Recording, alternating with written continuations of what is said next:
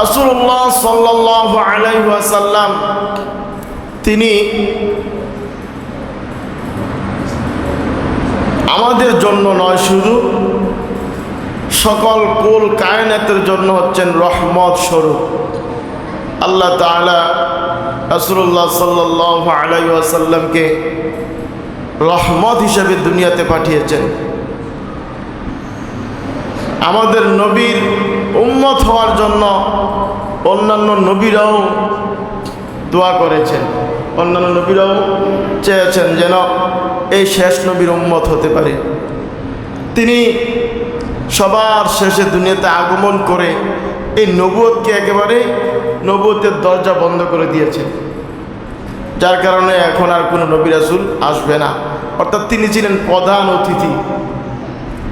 ওয়াজের ময়দানে দেখবেন যিনি সবচেয়ে বড় বক্তা সে সবার শেষে বসে। এভাবে রাসূলুল্লাহ সাল্লাল্লাহু আলাইহি ওয়াসাল্লাম তিনিও সবার শেষে আসলেন। আসার পরে এই নবুয়তের যে দরজাটা ছিল এটা বন্ধ করে দিলেন একেবারে ওনার মাধ্যমে। তিনি বলেন যে আনা খাতামুন নাবিয়্যিন লা নাবিয়্যা বা'দি, আমি হচ্ছি শেষ নবী, আমার পরে কোনো নবী আসবে না। তিনি দুনিয়াতে আগমন করেছেন, ওনার দুনিয়ায় আগমন করাটাই এটাই ছিল একটা রহমত, এটাই একটা রহমত। তো আজকে আলোচনার বিষয়টা হচ্ছে ওনার দুনিয়াতে আগমনের বিষয়, ওনার মিলাদ সম্পর্কে আলোচনা।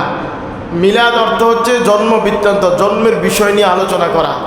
জন্মের বিষয়টা কীভাবে ওনার জন্ম কি অবস্থায় হয়েছে, এটা ওনার জন্ম থেকে আমাদের শিক্ষা যেগুলো নেওয়ার এগুলো আলোচনা করা, এটা হচ্ছে জন্ম বৃত্তান্ত বা মিলাদ, মিলাদুন নবী সাল্লাল্লাহু আলাইহি ওয়াসাল্লাম। রাসূলুল্লাহ সাল্লাল্লাহু আলাইহি ওয়াসাল্লাম যে বছর দুনিয়াতে আগমন করেছেন এই বছরটা আমুল ফিল বলা হয়। আমুল ফিল মানে হাতির বছর। আগের যুগে মানুষ বিভিন্ন কাহিনী, বিভিন্ন ঘটনাকে কেন্দ্র করে বছর গণনা করত। বিভিন্ন ঘটনা ঘটার পরে এই ঘটনার দিন থেকেই তারা বছর গণনা করত। তা আমুল ফিল যে বছরটা ছিল এই বছরটা হচ্ছে 570 খ্রিস্টাব্দ অথবা 71 এরকম সময়ে। অর্থাৎ রাসূলুল্লাহ সাল্লাল্লাহু আলাইহি সাল্লাম 570 খ্রিস্টাব্দে তিনি দুনিয়াতে আগমন করেন। রবিউল আউয়াল মাসে আগমন করেন। অনেকে 12 তারিখের কথা উল্লেখ করেছেন, অনেকে 12 তারিখ, এজন্য আমরা 12 তারিখ বলে থাকি। এই তারিখটাও সঠিকভাবে জানা নাই। তারপরে সোমবার দিনে তিনি আগমন করেন, আমরা সবাই এটা জানি। সোমবার দিনে তিনি আগমন করার কারণে তিনি এই দিন রোজা রাখতেন, আমরাও চেষ্টা করব রোজা রাখার। আমুল ফিল কি? আমুল ফিল মানে হচ্ছে হাতিওয়ালা। হাতিওয়ালারা মানে একজন বাদশা ছিলেন, বিশাল শক্তিশালী, তার শক্তি অনেক। ইয়েমেনের বাদশা, সে এই মক্কা কাবাঘর ভাঙার জন্য মক্কায় আসলো, কাবাঘর ধ্বংস করে দেওয়ার জন্য। সে নিজে একটা কাবাঘর বানাইছে নিজের এলাকায়। কেন বানাইছে? সে বলে যে মক্কার মধ্যে মানুষ যায় এই একটা কাবাঘরের কারণে। এই কাবাঘরটা যেরকম এর চেয়ে ভালো করে আমি একটা কাবাঘর বানাম, তো মানুষ আমার কাছে আসবে, আমাদের এলাকায় আসবে, সারা পৃথিবী থেকে আমাদের নিজেদের এলাকায় মানুষ আসবে। সেই চিন্তা করে নিজে একটা কাবাঘর বানাইছে। আওয়াজ করেন না। তো এই যে কাবাঘর একটা বানাইলো নিজে, দেখে যে কেউ যায় না এই কাবাঘরের মধ্যে, সবাই এই যে মক্কার কাবাঘরের মধ্যেই যায়। তো মক্কা এলাকার একটা ব্যক্তি সে একদিন এই তার এলাকায় গেল, যাইয়া দেখে যে একটা কাবা ঘর বানাইছে কাবার আকৃতি দিয়া, কাবার সিস্টেমে এটা বানানোর পরে সে যাইয়া এই ঘরের ভিতরে মাঝখানে যাইয়া পায়খানা করে দিছে, ঘরের মাঝখানে পায়খানা করে দিছে। পায়খানা করার পরে এই বাদশাহ খুব রাগান্বিত হয়ে গেছে, খুব রাগে সে বলে যে আমার এই ঘরের মধ্যে এসে পায়খানা করে দিছে মক্কার লোক, ঠিক আছে আমি এই মক্কার কাবা ঘরটাকে ভেঙেই দেবো একবারে, তাহলে ওই জায়গায় আর কেউ যাবে না, আমার এলাকা আমার এই কাবার মধ্যেই আসবে। তো সে কাবার এই মক্কার লোকদের জন্য খবর পাঠিয়ে দিছে যে তোমাদের কাবাঘর ভাঙ্গার জন্য আমি আসতেছি। মক্কার একটা লোক তাকে সহযোগিতা করছে কিভাবে কিভাবে যাইতে হবে, কোন দিক দিয়ে যাইতে হবে, যাইয়া কিভাবে কাবাটা ভাঙতে হবে, এইভাবে তাকে পরামর্শ সব যা দেওয়ার সব দিয়েছে। দেওয়ার পর সে আসতেছে কাবাঘর ভাঙ্গার জন্য অনেকগুলো হাতি নিয়ে। হাতির সামনে তো মানুষ যায় না, হাতি যদি একটা পাড়া দেয় তাহলে মারা যাবে, অথবা সুত্তা দিয়া যদি কেউ কাউকে ধরে কেউ আর ছুটতে পারবে না। হাতি তো হাতি, ইচ্ছা করলে বড় বড় গাছ ভেঙে ফেলতে পারে। সে এরকম বড় বড় হাতি নিয়ে রওনা দিছে কাবাঘর ভাঙ্গার জন্য। আবরাহা বাদশার নাম হচ্ছে আবরাহা। এই আবরাহা বিশাল বড় বড় হাতি নিয়ে সে রওনা দিল, আল্লাহর ঘর কাবা ভেঙে ফেলবে, কাবা রাখবে না। সে নিজে যেই ঘর বানাইছে এই ঘরে যেন মানুষ যায়, এই ঘরে গিয়ে মানুষ যেন ইবাদত করে, ঘরের তাওয়াফ যেন করে, পৃথিবী থেকে যেন তার এলাকায় লোক চলে যায়।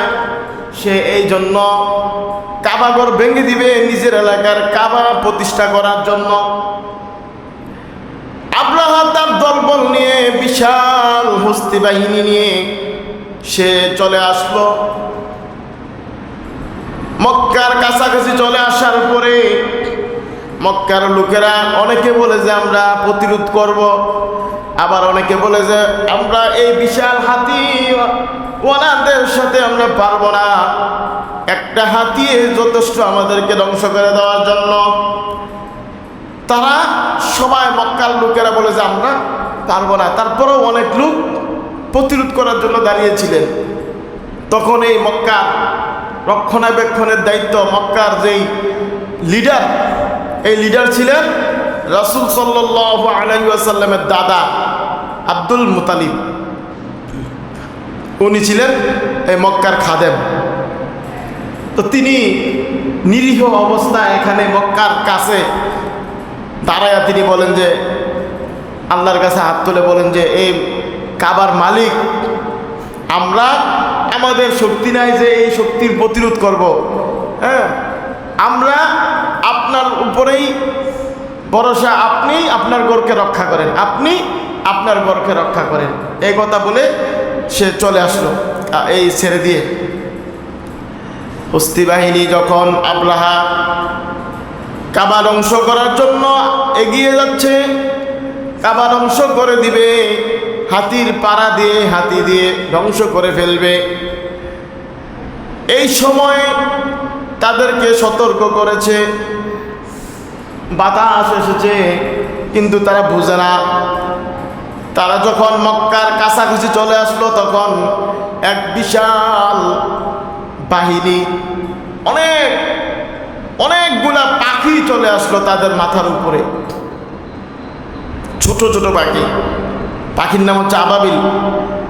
আল্লাহ তাআলা এই ঘটনাকে সূরা আলাম তারের মধ্যে তিনি জানিয়ে দিয়েছেন।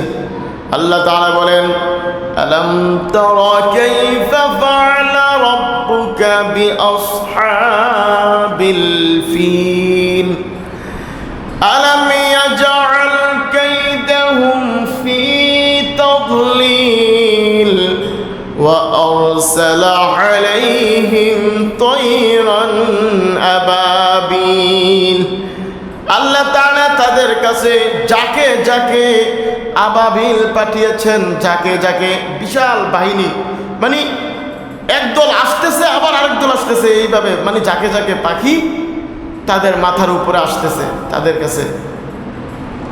এই পাখিগুলো আইসা মাথার উপর থেকে এক একটা পাখির মুখে একটা, দুই পায়ে দুইটা কঙ্কর, এই যে পোড়া মাটি যে ইট, আমরা এই ইট, এই কঙ্কর, ছোট ছোট কঙ্কর, দুইটা দুই পায়ে আর মুখের মধ্যে একটা, তিনটা এভাবে তাদের উপরে ছেড়েছে। তিনটা যেদিকে গেছে এইদিকে একেবারে হাতির পিঠ থেকে শুরু করে একবারে হাতির পেট ছেদ করে মাটি সহ ছিদ্র হয়ে গেছে, মাটি পর্যন্ত মাটিতে গেছে। যে মানুষগুলা এই হাতির উপরে ছিল, এই মানুষের একেবারে মাথা থেকে শুরু করে একেবারে নিচ পর্যন্ত এই ইটগুলা চলে গেছে। মানে গুল্লি, এখনের যুগে যে গুল্লি আছে না, ছোট গুল্লি দিয়া গুল্লি করলে মাথা দিয়া এক দিক দিয়ে ঢুকে আরেক দিক দিয়ে বাইর হয়, কাছের থেকে করলে। হাদিরে গুল্লি করছিল না, উসমান হাদিরে কাছের থেকে গুল্লি করছে, মাথা এদিক দিয়ে ঢুকছে আরেক দিক দিয়ে বাইরে হয়ে চলে গেছে। মানে গুল্লি, পিস্তল দিয়ে গুল্লি করার মতো পাখিরা এইভাবে মারছে, আর গুল্লির মতো তাদের উপরে এগুলা পড়ছে।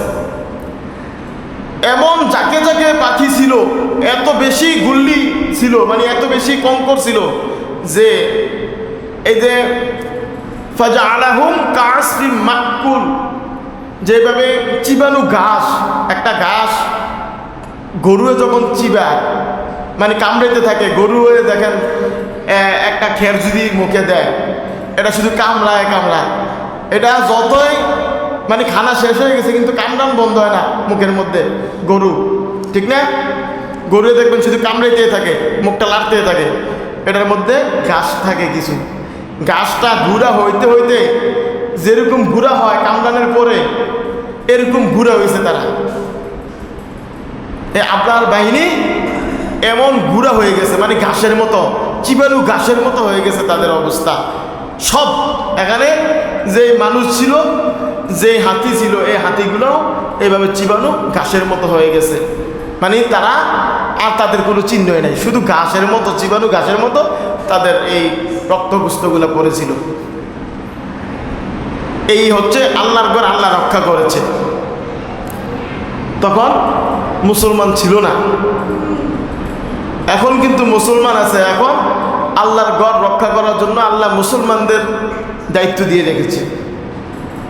মসজিদে আকসা রক্ষা করার জন্য এই দায়িত্ব মুসলমানদের উপরে। আল্লাহর ঘর আল্লাহ রক্ষা করবে, এই চিন্তা এখন করলে সারব না। আমাদের দায়িত্ব কি? সে তো এই যে হস্তিওয়ালাদের কাহিনী, এই হস্তি বাহিনীর কাহিনী, এই বছরটাকে বলে আমুল ফিল, মানে হাতির বছর। আর এই বছরেই রাসূল সাল্লাল্লাহু আলাইহি ওয়াসাল্লাম দুনিয়াতে আগমন করলেন। মানে এই বছরটা হচ্ছে মক্কার জন্য একটা ভালো একটা বছর, তাদের একটা আনন্দের বছর, যে তাদের ঘর, তাদের এলাকা আল্লাহ রক্ষা করেছেন। এই বছর রাসূল সাল্লাল্লাহু আলাইহি ওয়াসাল্লাম দুনিয়াতে আগমন করছেন। তিনি যখন দুনিয়াতে আগমন করেন, এর আগেই ওনার মা কখনো বুঝতে পারেন না যে ওনার পেটের মধ্যে কোনো সন্তান রয়েছে, মানে ব্যথা অনুভব করেন না তিনি। আমাদের মহিলাদের ব্যথা হয়, 2-3 মাসের বেলা বমি করে, খাবার খাইতে পারে না, এমন হয়। কিন্তু রাসূল সাল্লাল্লাহু আলাইহি ওয়াসাল্লামের আম্মা জানেন, ওনার আম্মা আমিনা, তিনি বলেন যে ওনার কোনো কষ্ট অনুভব হয়নি, কোনো বমি হয়নি, বা ওনার পেটে যে বাচ্চা আছে একটা ওজন বা একটা ক্লান্ত লাগা, এমন কোনো কিছু ওনার লাগে নাই, ক্লান্তও লাগে নাই, কষ্ট হয় নাই। উনি বুঝতেও পারেন না যে ওনার পেটে বাচ্চা আছে। কিন্তু তিনি যখন যে দিক দিয়ে যান, সেদিক দিয়ে শুধু সুগরান আর সুগরান বাইর হয়, সুগরান। উনি থুতি ফেললে সেই থুতু থেকেই সুগরান বাইর হয়। আকাশের এই মেঘ এসে ওনাকে ছায়া দেয়। উনি কূপ থেকে যখন পানি তুলতে যান, পানি এভাবেই উঠে আসে, নিচ থেকে কষ্ট করে তুলতেও হয় না। মানে উনি রহমত আর শান্তির মধ্যে রয়েছেন ওনার পেটে যখন ওনার বাচ্চা। রাসূলুল্লাহ সাল্লাল্লাহু আলাইহি ওয়াসাল্লাম কষ্ট উনি পাননি। যখন রাসূলুল্লাহ সাল্লাল্লাহু আলাইহি ওয়াসাল্লাম দুনিয়াতে আগমন করলেন যেই দিন, সেই সময়টা ছিল শুবে সাদেকের সময়, মানে দিনও না রাতও না, এই অবস্থা। এই সময়টার মধ্যে তিনি দুনিয়াতে আগমন করলেন সোমবার দিনে। দুনিয়াতে যখন আগমন করলেন, অন্য নারীদের রক্ত বাইর হয়, কষ্ট হয়, জন্ম দেওয়ার কষ্ট, এটা নারীরা বুঝতে পারে, এর চেয়ে কষ্ট আর কোনো নাই। তো রাসূলুল্লাহ সাল্লাল্লাহু আলাইহি ওয়াসাল্লামের আম্মা জানের কোনো কষ্ট হয়নি, তিনি কোনো ব্যথা অনুভব করেননি, এবং কি কোনো ময়লা, কোনো রক্ত বাইর হয়নি। তিনি দেখলেন কি, গত সপ্তাহে তো বলেছি যে একটা নূর বাইর হইলেন, আর এই নূরের আলোটা এত বেশি ছিল যে এই সিরিয়ার রাজপ্রাসাদ তিনি দেখতে পেলেন, মানে এত আলো ছিল, নূরের আলো। আর যখন তিনি দুনিয়াতে আসলেন, নামলেন, তখন তিনি মানে কোনো চিল্লাপাল্লাও করলেন না, আর ওনার মাও কোনো কষ্ট পাইলেন না, ওনার মাও কোনো কষ্ট ব্যথা অনুভব করলেন না, শান্তি। আর ওনাকে এই হযরত মরিয়ম আলাইহিস সালাম,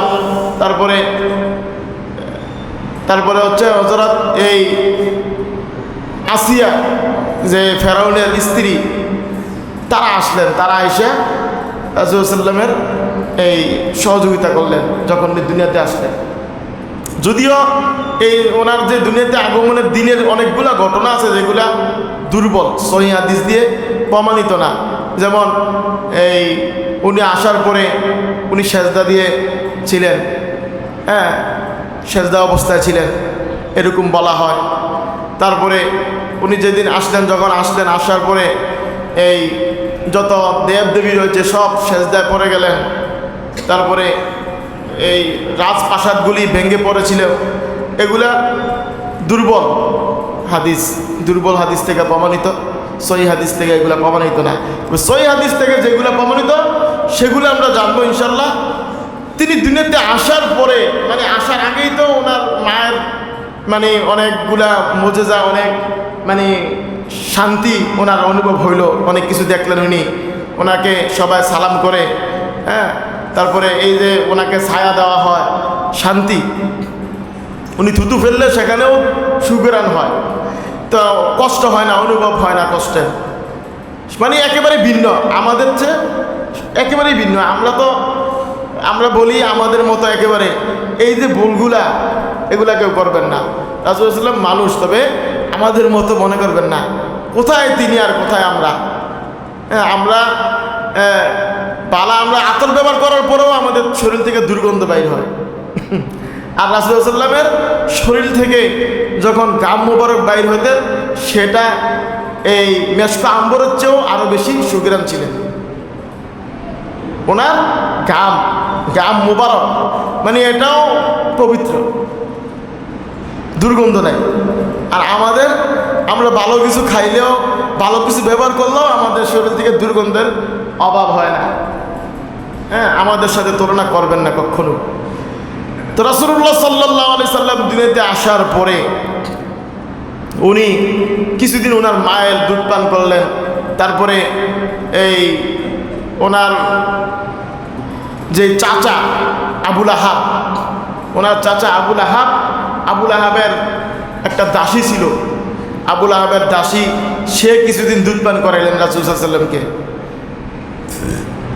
আবুল আহাবের দাসী সে যাইয়া আবুল আহাবের কাছে বলে যে আপনার বাতিজা হয়েছে। আবুল আহাবের দাসী, মানে ওই সময় তো দাসীর প্রচলন ছিল, মানে একটা মানুষকে কিনে ফেলতো, কিনে এই মানুষটাকে যা ইচ্ছা তা করতো, তাকে দিয়ে কাজ করাইতো। এই দাসী, আবুল আহাবের দাসী, সে আবুল আহাবের কাছে বলে যে আপনার বাতিজা হয়েছে। এই কথা বলার পরে আবুল আহাব সে আঙ্গুল দিয়ে ইশারা দিয়ে বলছিল যে তুই মুক্ত, আঙ্গুল দিয়া ইশারা দিয়ে বলছিল যে তুই মুক্ত, মানে খুশির ঠেলা। আবুল আহাবে এত খুশি হয়েছে যে তার একটা আব্দুল্লাহ ভাই সে দুনিয়াতে নাই এখন, অথচ তার বংশ আল্লাহ পাঠাই দিছে, মানে তার সন্তান হয়ে গেছে, ও আবার ছেলে। হ্যাঁ, ছেলেদের ওই সময় ছেলেদের কদর, আর মেয়ে হইলে মেয়েদেরকে জেতা মাটি দিয়ে দিত, জেতা মেয়েটা হয়েছে, তারপরে কোদাল দিয়ে দিয়ে মাটি কুইরা এটাকে কান্না অবস্থায় মাটির মধ্যে খাদাই দিত। বেশিরভাগ, অল্প কিছু বাদ থাকতো, বেশিরভাগ খাদাই দিত। এই ছেলে হওয়ার পরে মানে সে খুশিতে আবুল আহাব সে তার দাসীরে বললো যে তুই মুক্ত, আঙ্গুল দিয়ে ইশারা দিয়া। তো সে দাসী মুক্ত হয়ে গেছে। মুক্ত হওয়ার পরেও তাদের এখানেই ছিল। তো এই যে আবুল আহাব যে তার রাসূল সাল্লামের আগমনের খুশিতে আঙ্গুল দিয়ে ইশারা দিয়া মুক্ত করেছিলেন, আবুল আহাব কিন্তু এখন জাহান্নামী। সে প্রতি সোমবারে তার এই আঙ্গুলটা চুষলে, আঙ্গুলটা যখন মুখে নেয় তখন সেই আঙ্গুল থেকে আসে একটা আনন্দ, একটা মজা পায়, একটা মজা অনুভব হয় প্রতি সোমবারে জাহান্নামের মধ্যে। আবুল আহাব কিন্তু রাসূলুল্লাহ সাল্লাল্লাহু আলাইহি ওয়াসাল্লামের দুশমন ছিল। হ্যাঁ, সূরা তাব্বাত ইয়াদা আছে না, এই সূরা তাব্বাত ইয়াদার মধ্যে আবুল আহাবকে আল্লাহ তাআলা লানত করেছেন, আবুল আহাবের স্ত্রীকেও লানত করেছেন, আবুল আহাবের যেই বংশ রয়েছে তার যে সন্তান তাদের উপরেও লানত করেছেন। মানে আবুল আহাবে রাসূলুল্লাহ সাল্লাল্লাহু আলাইহি ওয়াসাল্লামকে লানত করেছিল, রাসূলকে বদদুয়া করেছিল, লানত করেছিল। আল্লাহ ডাইরেক্ট আবুল আহাবের বিরুদ্ধে লানত করেছেন যে তাব্বাত ইয়াদা আবি লাহাবি ওয়া তাব। তার হাত, যে হাত দিয়ে রাসূল কিন্তু ইয়া দিছিল একটা এভাবে, এবং কি রাসূলুল্লাহ সাল্লাল্লাহু আলাইহি ওয়াসাল্লামকে বলছিল তুই ধ্বংস, যে তুই এই জন্য নিয়ে আমার ডাকছত। মানে রাসূলুল্লাহ সাল্লাল্লাহু আলাইহি ওয়াসাল্লাম তার আপনজনদেরকে ডাইকা পাহাড়ের চূড়ায় নিয়ে বলল যে আমি যদি তোমাদেরকে বলি যে পাহাড়ের ওই পাশে শত্রু আছে, তোমরা কি বিশ্বাস যাইবা? সবাই বলে যে হ্যাঁ, তুমি যদি বলো তাহলে বিশ্বাস যাব। হ্যাঁ, তুমি যদি বলো যে শত্রু আছে, আমরা নির্দ্বিধায় বিশ্বাস করব। তো তিনি বললেন যে এই যে এক আল্লাহর ইবাদত করো তোমরা, এইভাবে লা ইলাহা ইল্লাল্লাহর দাওয়াত দিলেন যে তোমাদেরকে জাহান্নাম থেকে বাঁচার। এই দাওয়াত যখন দিলেন তখন আবুল আহাবে বলে যে তুই আমরা এই জন্য নিয়ে এর থেকে ডাকছ, বাতিজারে বলতেছে, আপন বাতিজারে, যে তুই এই জন্য নিয়ে আমাদেরকে এই জায়গায় ডাকছ, তুই তুই ধ্বংস, তোর উপরে লানত, এরকম বলছিল। বলার পরে আল্লাহ তাআলার সাথে সাথে আবুল আহাবকে লানত করে দিলেন, তাকে এবং তার স্ত্রীদেরকে। তার স্ত্রী একজন উম্মে জামিল, সুন্দরী ছিল অনেক, হ্যাঁ, তার সন্তানদেরকে লানত করে দিলেন। তার মানে ধ্বংস হয়ে গেল তার সব। সেখানে যাব না।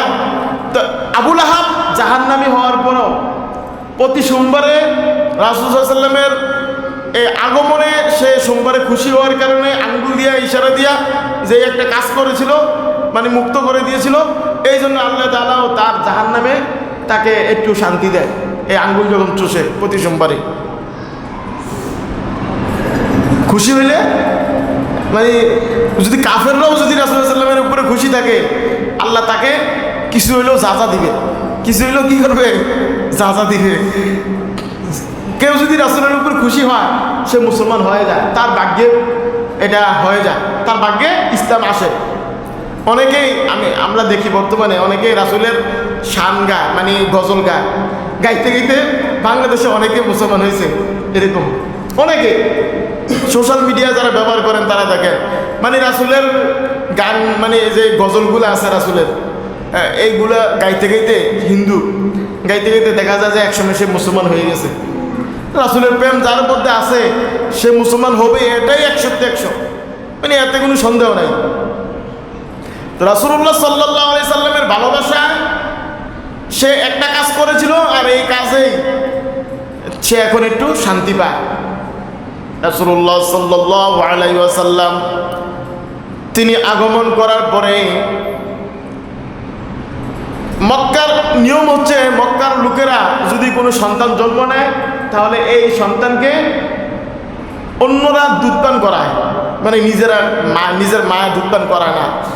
হ্যাঁ, তারা দূরে ভালো জায়গায় পাঠায় দেয়, সেখানে পাত্রী যারা নিয়ে দুধপান করাবে এই মারা, তাদেরকে দুধপান করানোর পরে কিছু টাকা, যে এতদিন 1 বছর দুধপান করাইলে বা 2 বছর দুধপান করাইলে এত টাকা সে পায়ে যাবে, এরকম একটা সিস্টেম থাকে। তো ওই সিস্টেমটা তখন ছিল, মক্কার লোকেরা তারা পাঠাই দিত দূরে দুধপান করানোর জন্য। রাসূলুল্লাহ সাল্লাল্লাহু আলাইহি ওয়াসাল্লাম তিনি তো এতিম, ওনার মা বেশি টাকা দিতে পারবে না, কিভাবে দুধ পান করানোর জন্য মানুষকে দিবে কিভাবে টাকা, মানে উনি ঘরের মধ্যে রয়েছেন। আর সেদিক থেকে তায়েফ থেকে হালিমাতুস সাদিয়া, তারপরে ওনার সাথে আরও অনেক লোক তারা আসতেছে, মক্কার মধ্যে আসতেছে। তারা রওনা দিছে যে মক্কা থেকে কিছু লোক আনবে, বাচ্চা আনবে, তাদেরকে দুধ পান করাইবে, এর বিনিময়ে টাকা পয়সা পাইবে, বেশি টাকা পাওয়া যায়। কারণ মক্কা ছিল তখন নগরী, মানে এই শহরের মতো, ঢাকা এরকম শহর। ওটা ভালো 14, হ্যাঁ। তো মক্কা হচ্ছে শহর, তো শহরের মধ্যে তারা গ্রামের লোকেরা আসতেছে। আসার পরে যখন আসতেছে তখন হালিমাতুস সাদিয়া যেই ঘোড়া, যেই আপনার গাদার মধ্যে চলতেছিল, এই গাদাটা দুর্বল ছিল অনেক, মানে অনেক দুর্বল। অন্যরা যখন চলতেছে তাদের সাথে এই গাদাটা পেরে উঠতেছে না, গাদাটা অনেক পিছিয়ে পড়ে রয়েছে। এভাবে চলতে চলতে পিছিয়ে পিছিয়ে আস্তে আস্তে হালিমাতুস সাদিয়া অনেক পিছিয়ে পড়ে গেলেন। আর ওনার লোকেরা, ওনার সাথে সঙ্গীরা, তারা সবাই অনেক এগিয়ে, মানে আগে আগে আইসা মক্কার মধ্যে ধনী ব্যক্তিদের সন্তানদেরকে সংগ্রহ করলেন দুধ পান করানোর জন্য। তারা সংগ্রহ করে চলে যাবে, এমন অবস্থা হালিমাতুস সাদিয়াও এই মক্কায় আইসা দেখে যে ধনী কোনো সন্তান আর নাই, ধনী সন্তানদেরকে নিয়ে নিছে। এখন তিনি চিন্তা করলেন যে এত দূর থেকে আসলাম এত কষ্ট করে, তাও আবার একটা দুর্বল গাদার মধ্যে করে, হ্যাঁ, আসলামে যেহেতু একটা না একটা বাচ্চা নিয়ে যাই, কিছু হইলেও তো লাভ হবে। আসার পরে দেখে যে এই একটা মাত্র বাচ্চাই রয়েছে, অর্থাৎ রাসূল সাল্লাল্লাহু আলাইহি ওয়াসাল্লাম, ওনার বাবা নাই, উনি হচ্ছেন এতিম, ভাইও নাই, কেউ নাই, শুধু মা আছে, এতিম। তো এই লোককে নিলে তো বেশি টাকা পয়সা পাওয়া যাবে না। তারপরেও তিনি বললেন যে দেখি যদি একটু পছন্দ হয়, ভালো লাগে, কিছু হইলেও তো পাবো, তাকে নিয়ে যাব। যখন রাসূলুল্লাহ সাল্লাল্লাহু আলাইহি ওয়াসাল্লামের ঘরের মধ্যে প্রবেশ করলেন, ঘরে প্রবেশ করার পরে দেখলেন নুরানি চেহারা, এত সুন্দর শিশু, এত সুন্দর বাচ্চা, ওনার চোখে আর কখনো পড়ে নাই। তিনি দেখে আনন্দিত হয়ে গেলেন। রাসূল সাল্লাল্লাহু আলাইহি ওয়াসাল্লামের একটা হাসিও তিনি দেখলেন, তিনি, ওনার বুক ভরে গেল। তিনি বললেন যে এই বাচ্চাটা আমি নেব। এই বাচ্চা রাসূল সাল্লাল্লাহু আলাইহি ওয়াসাল্লামকে নিয়ে তিনি রওনা দিলেন।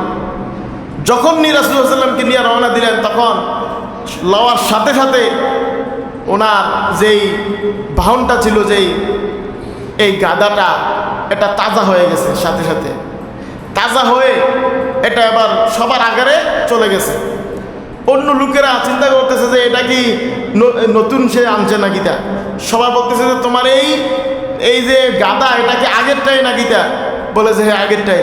এটা এত এত তাজা, এত শক্তি কোথায় পাইলো? এখন দেখলো যে এটা সবার আগে চলে গেল।